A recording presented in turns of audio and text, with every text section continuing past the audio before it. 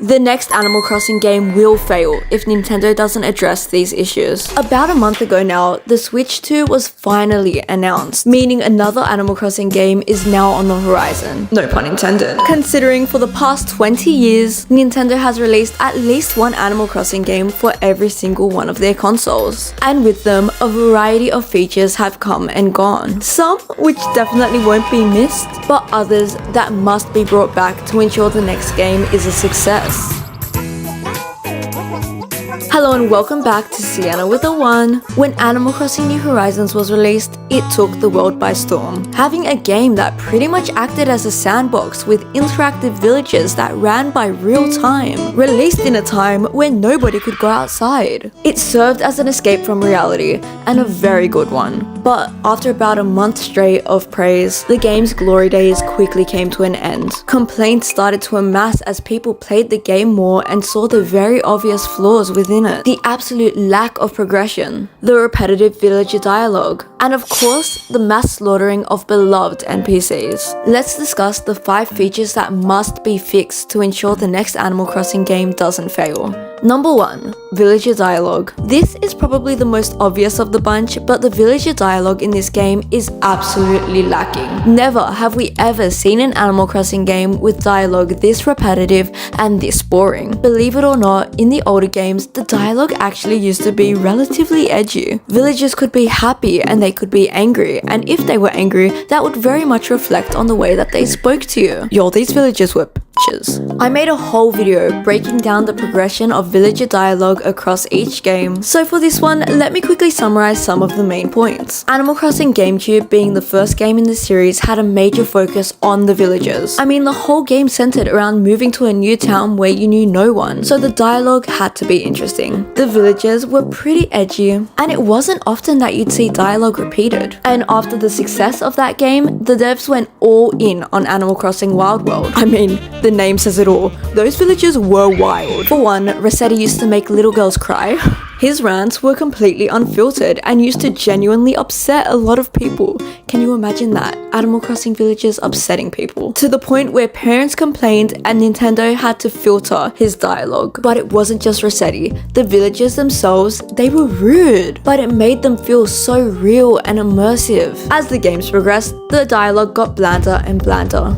It wasn't too bad in City Folk, but New Leaf was the first time that there was a noticeable difference. The villagers were oddly nice, and it wasn't rare to get repetitive dialogue. And then came Animal Crossing New Horizons, and the absolute atrocious villagers it brought with it. To put it into perspective, I played back Animal Crossing City Folk for the first time, and after spending a few days with the villagers in that game, I quite literally could not go back to New Horizons. Now, I just don't even talk to my villagers. They're merely an accessory on my island. They don't have anything interesting to say. In the past games, villagers would ship each other and fight each other. And in this game, the absolute worst I've ever seen is Sherry threatening to throw a rock at Lucky's phone. If the next game doesn't address and fix the villager dialogue by making it more interesting, it is going to flop definitively. But I'm not just about to throw criticism without posing a solution, as many people seem to do. I mean, there's the obvious, hire more writers, write more dialogue. Nintendo is more than capable of hiring 205 writers to write for the 413 villagers. Yes, it's a bit of a stretch, but if they were to fund this, they could have 413 completely unique personalities within the game. Can you imagine every villager with their own unique dialogue and lore? It would make the game so immersive. And it's completely realistic too, because with 211 writers,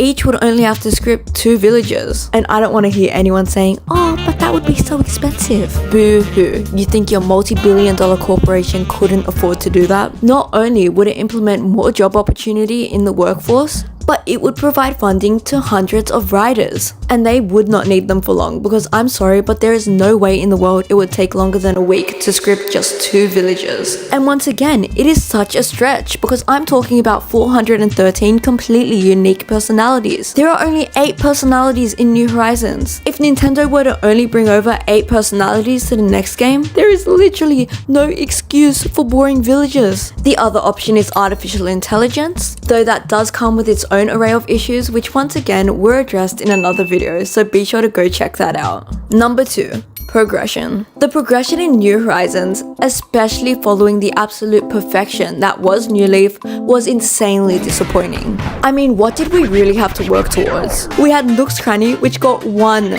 single upgrade. In contrast, Animal Crossing New Leafs got 5 separate upgrades. There was then the Able Sisters, which got nothing, and the museum, which saw 3 upgrades, which, oh my gosh, we're so blessed. How the hell did we get 3 upgrades on one building? And as ironic as it is, one of those updates never would have come if the players didn't beg Nintendo to bring back Brewster. Though interestingly enough, after the 2.0 update, one of the upgrades was actually removed from the museum. Yes, you heard that right. Nintendo removed an upgrade. You know that brown phase of the museum? It simply does not exist anymore. So if you were to reset your island right now, you could never go back to that phase of the museum. When you upgrade, you simply have red there already, and I just don't understand why they'd get rid of it. I mean, the progression in this game is already lacking. Why would you remove one of the upgrades? It just doesn't make sense to me.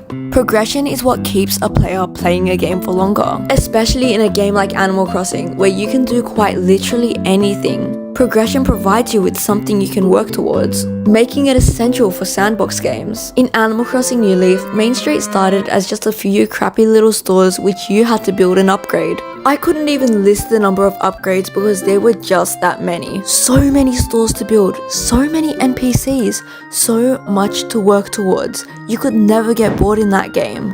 And New Horizons completely passed up the opportunity to do the same. The implementation of Halves Island presented the perfect opportunity for shop upgrades. Each of the NPCs could have started with their little camper vans, and as you spend more on their services, they would exhibit the opportunity to grow into full-blown shop fronts. But quite frankly, the developers were too lazy to do this for an old game while they could be working on a new Animal Crossing. Which is what I tell myself every night to get over just how bad the progression was in this game. So yes, in the next game, a proper shopping strip and progression is essential.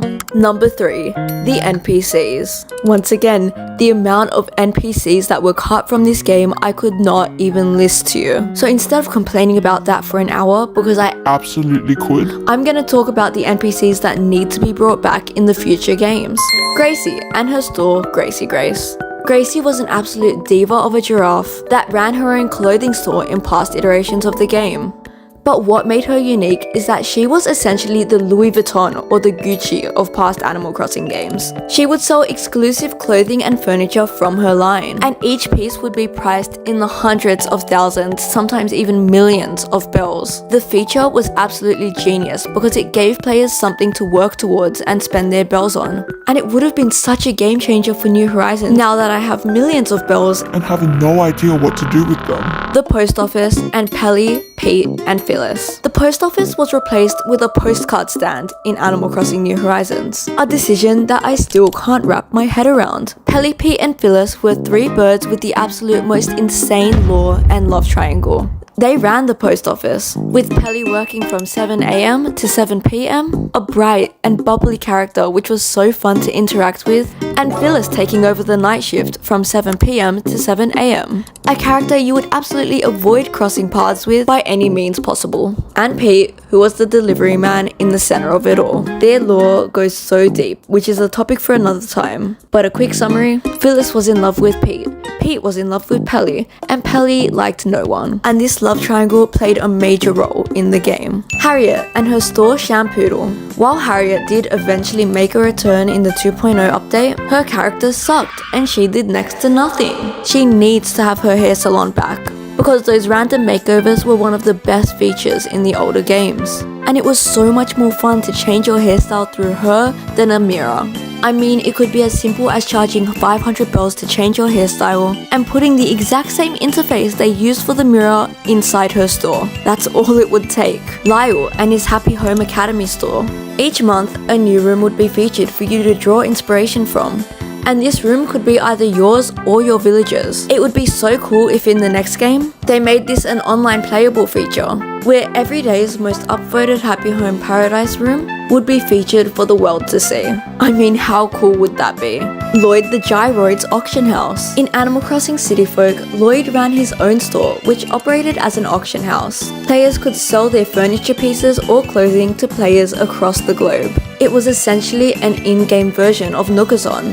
And once again, why this hasn't been brought back is beyond me. It would make collecting all the fruit and furniture in the game so much easier. And it would eliminate the Nookazon scams, which so many players fell victim to. I could list 100 more NPCs, but I don't want the video to go too long, so be sure to let me know if you'd like to see a separate video about that. If the next Animal Crossing game addresses the issues mentioned in this video, it could be perfect. But what are your thoughts on the topic?